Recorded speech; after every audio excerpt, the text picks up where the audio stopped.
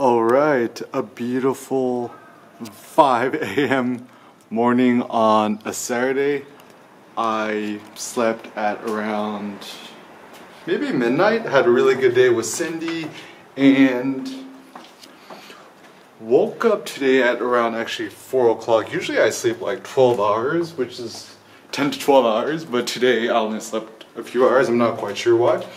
But I went to sleep and I woke up today thinking to myself, wow, how blessed I am to be alive, and how much of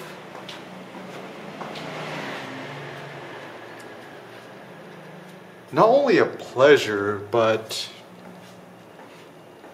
a blessing it is to be alive. So these are some of my practical thoughts. So first and foremost, nobody was asked to be born, which means, you know, your parents had sex, you were birthed, and you're thrust into this world without your own permission.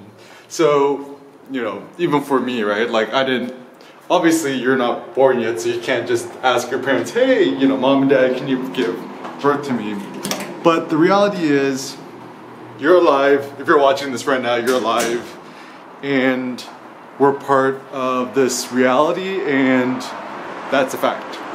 Now, whoa, what a beautiful sunrise. I never usually wake up early enough to see the sunrise. It's pretty nice. Anyways, I'm gonna keep randomly walking, talking with you. So, anyways, so I didn't ask my parents to be born, but you know, here I am alive, and because you know that you're alive, you can essentially dictate whatever you want to do in your life. Assuming you don't live in North Korea, you probably live in a society which allows you to do more or less whatever you want to do, besides, you know, killing and robbing and stealing and so forth.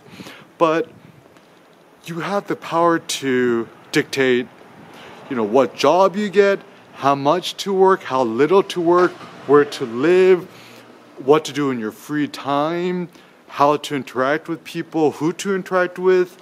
And obviously you can't choose your family, but you could choose your friends. And the thing that's also very empowering with family is you could decide if you want to continue to even interact with your family. For example, one person who was very toxic in my life was my dad. So I made the very hard decision that if I wanted to live life to the fullest, I'd have to cut him out of my life. And I've done it, and I've been happier ever since.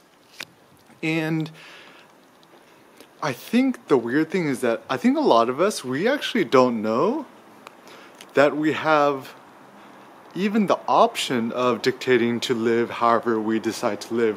But the truth is we do, which is super amazing. Is like, you know, if you wanted to, like, for example, if I were a single person without any obligations, I would just like hustle my ass off in the States, work a lot and make a good amount of money, and just spend the rest of the time, like, you know, move to Saigon and just live there really well and make art and stuff like that for like, I don't know, a year or however long my savings will last me. And I think the sucker mistake we think about in life is we think we'll be happier in life if we just have more money. But money is a tool of achieving and empowering ourselves to do what we really want to do. So for example, if you're watching this, I assume you're a photographer or some sort of creative individual, and you probably get the most joy making photos, making videos, making art, visual art, or whatever form of art you consider your art. But the problem is you probably have a 9-to-5 job or some other obligations which prevent you from doing so. And so, you know, you might think, oh, okay, if I won the lottery, if I had a bunch of money, then suddenly I could just quit my job and just make art for the rest of the time. But the sad reality is that's actually not really the case, because even though you might, you know, not have to work anymore, you might be retired, you might still have a very difficult time making photos and making art and finding inspiration and finding motivation. And so realize that, I mean, several things. So first and foremost, I think even though you have a full job, like a 9-to-5 job or whatever, I still do believe that you can make art. You can make art before you go to work, during your lunch break, after work. Even when I had a 9-to-5 job, I worked at a tech company. I would just ride my bike to work and I would just snap some photos on a point and shoot camera. Whenever I'd bike to work, I see something interesting, I park my bike, take a photo. And then even during my lunch breaks, I'd go for a walk, look for an old video like titled, "Hey, it's Eric Kim." My buddy Daniel Sale made this quick documentary of me riding my red bicycle in West LA, going to work and taking street photos during my lunch breaks. And even after work, you know, I spend like, you know, maybe 30 minutes just after work, you know, just strolling around my office place, setting my ISO, my camera to like 1600 or 3200, and just taking night street photos. And I think life is so much more exciting rather than complaining about what difficulties or things get in the way, rather just think, how can I best leverage my life? How can I best leverage my resources to do and achieve what I desire in my own personal life? So even for myself right now, like, you know, you might be thinking, oh, you know, easy for you to say, Eric, because you have it made, you know, you have all this free time and stuff like that. Even for me, honestly, like, I have a hard time because, you know, a lot of the times I feel obligated to help my family or help Cindy, and I feel kind of guilty for creating art and doing my own thing too. So a lot of it, I think, it just comes down to a mindset thing. And sometimes even a lot of the times it's like kind of self-doubt that gets in the way. You're like thinking to yourself, oh, you know, I don't know if my ideas are good enough and stuff like that. So a lot of it is just even having the confidence in yourself to create and put yourself out there. But just kind of realize that, man, modern technology and life is amazing. And for me, my purpose in life is to empower other people. And this is, you know, a life purpose that not everyone has to do. Like, you could dictate whatever you decide your life purpose to be. And that's also another thing that's so exciting in life, is that I don't think there's an ultimate duty that everyone has to follow in life. Everyone could just choose his or her own imperative in life, their own purpose or their own direction in life, and decide to pursue that with all of their heart and soul.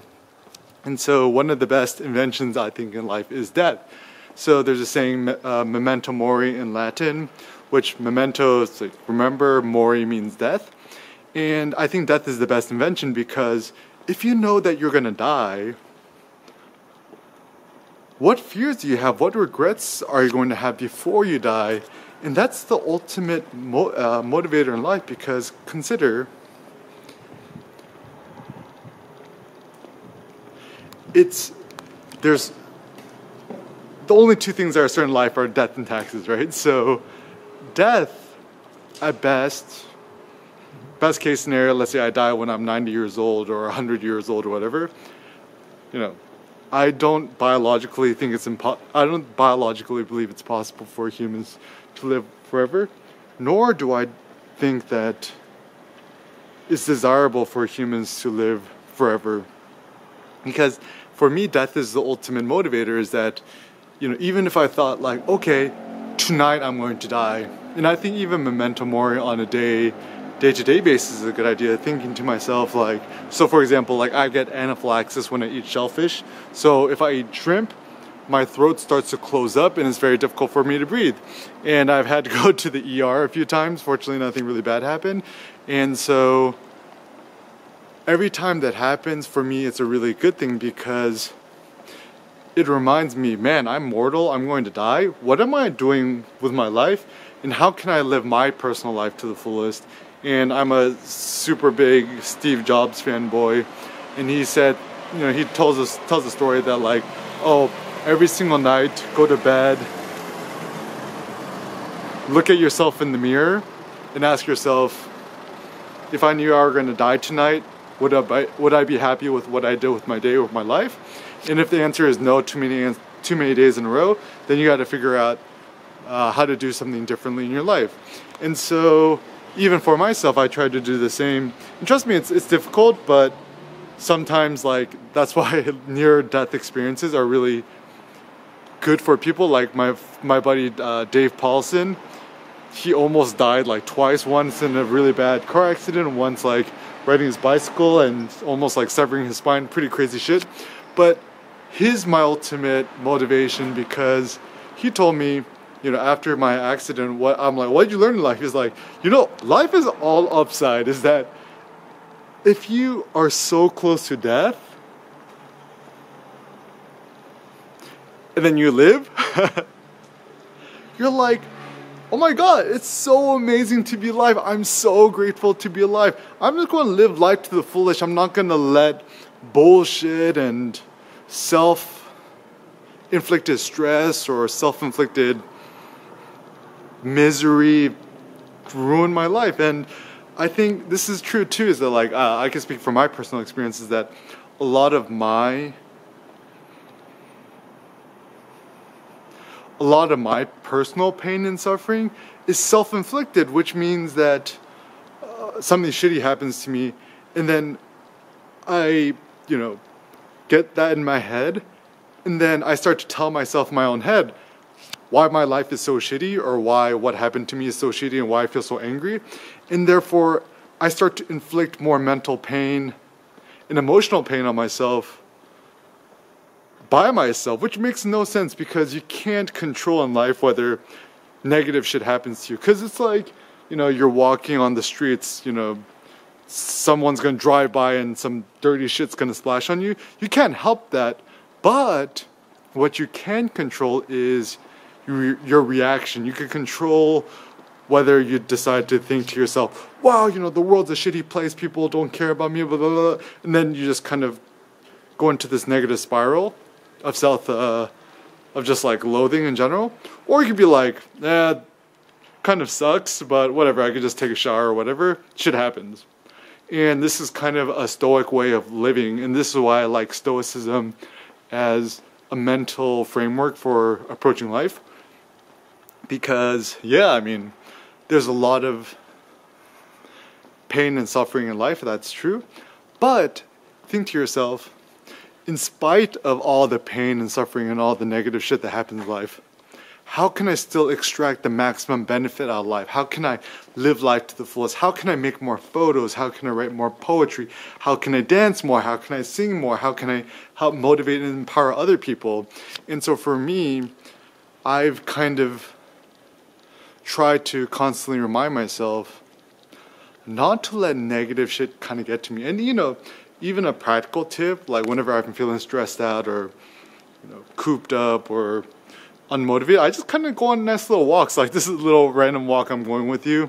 And if you're interested in making your own little videos like this, just get a Lumix LX100 and walk with the camera pointing towards your face and record the default video settings. It's actually a pretty decent setup. And just upload your videos on YouTube. And so yeah, so street photography, it's also good for the soul because it's like meditation. It's like walking meditation. Whenever I'm walking on the streets, I'm making photos I just crazy zen at, and then suddenly all the pain, stress, bullshit of my life just kind of fades away. And I'm happiest when I'm creative. I'm happiest when I'm making stuff, when I'm making photos, when I'm writing, when I'm sharing my personal experiences.